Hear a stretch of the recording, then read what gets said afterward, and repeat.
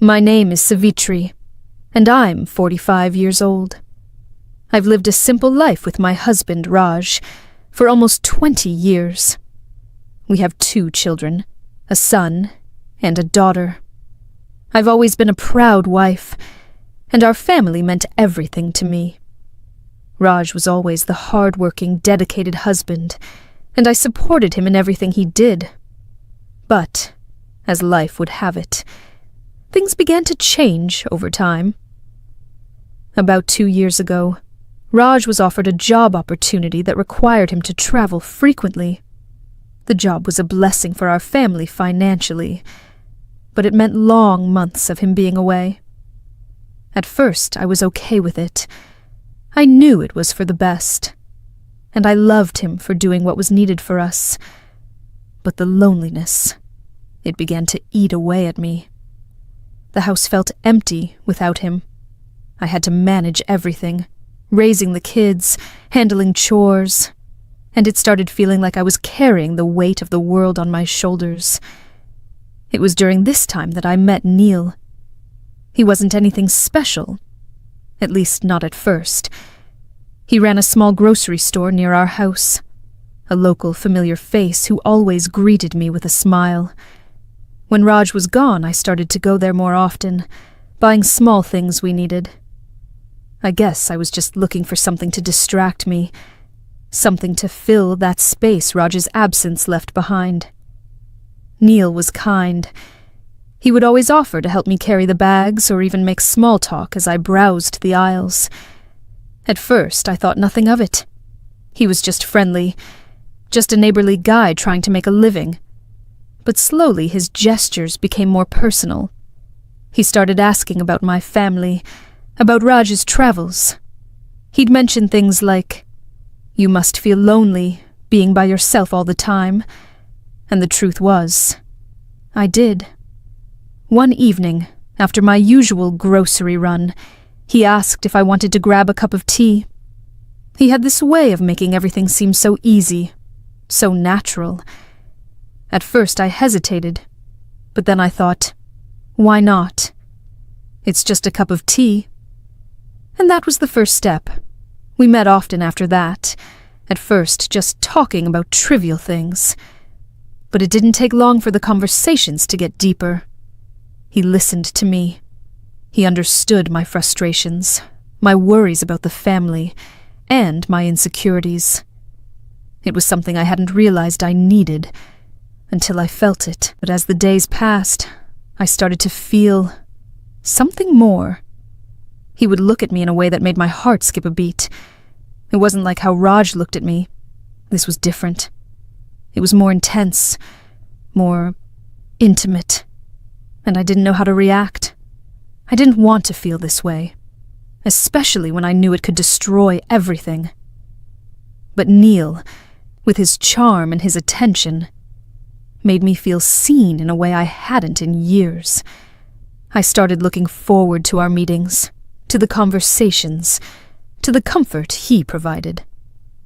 My heart knew it wasn't right, but the loneliness, the need for connection, clouded my judgment.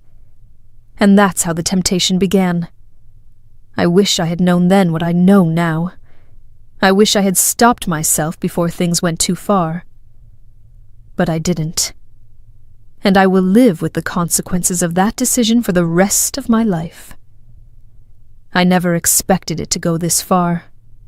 But as time passed, Neil and I began talking more often. At first, it felt harmless, but slowly, it started to change. He was attentive, and for the first time in a long while, I felt seen, understood. Raj, with his long work hours and constant travels, hadn't been around enough to really see me, to notice how much I was struggling. But Neil did. I began sharing things with him that I never shared with anyone. My fears about my marriage, my loneliness, my doubts about the future. And he listened, truly listened, without judgment. I started to rely on these conversations, these moments with Neil. They became my escape, my source of comfort. But the more I shared with him, the more I felt something shift inside of me. I began to look forward to our little chats, to the way he made me feel special. And soon, our friendship started to feel like something more. There were times when I could see him looking at me in a way that made my heart race, and though I tried to dismiss it, I couldn't help but feel a spark between us. I knew that this wasn't just friendship. It was dangerous territory, but I couldn't stop myself from letting it grow. I couldn't deny it anymore. There was a connection between Neil and me. One day, when I was particularly vulnerable, Neil kissed me. It wasn't planned. It was a moment of weakness, of longing, that I'd kept hidden for so long. And in that kiss, something shifted inside me. It felt wrong, but it also felt like a relief, like I had finally found the connection I had been craving. The guilt came soon after. I knew I had crossed a line I could never take back. I was betraying Raj, the man who had worked so hard for our family. But in the moment, the excitement, the rush of being wanted, overpowered the guilt. I tried to pull back, but Neil made it clear that he didn't want me to. He showered me with more attention, more affection, and as much as I tried to resist, I couldn't help but feel drawn to him. It was like I was in a trance, unable to break free. I would lie to myself, and telling myself that it was just a phase, that it wasn't serious, but deep down, I knew I was sinking deeper into a trap I couldn't escape. The affair became physical. I felt like I was living in a world where nothing was real. The guilt ate away at me, but every time I saw Neil, I couldn't help but feel a rush of excitement. I started sneaking around, hiding the truth from Raj, from everyone. One evening, Raj called to check in from his business trip. I was with Neil at the time. It was the first time I had to lie to Raj, and I couldn't shake the feeling that something was wrong. But I continued, telling him everything was fine. That night, Neil stayed longer than usual. We spent hours talking, and eventually, one thing led to another. That was the night we crossed the ultimate line. The next day, I woke up feeling empty. The shame of what I had done hit me like a ton of bricks. I knew I could never undo it. When Raj returned from his trip, he was different. Distant, cold. But I was too caught up in my own guilt to notice. He started noticing small things. My eyes were no longer as bright, and he could sense something was off. Then one day he confronted me. He had found a message from Neil, and in that moment, everything shattered. The shame, the fear, it all came rushing in. Raj's face was a mixture of hurt and disbelief. He couldn't believe I had betrayed him, betrayed our marriage. I tried to deny it at first, but the truth was too clear. Raj knew, and he was heartbroken. He left the house for a few days, unsure of what to do, and I was left alone with my guilt. My heart broke for what I had done, and I realized too late the consequences of my actions. I thought it was over. I thought I had lost everything. But Raj, he came back. He didn't give up on me, on us. He told me that if I truly wanted to save our marriage, I had to end everything with Neil and prove that I could change. It wasn't easy. I had to go through therapy, talk through my emotions, confront my own mistakes. Raj was patient, but the road to forgiveness was long.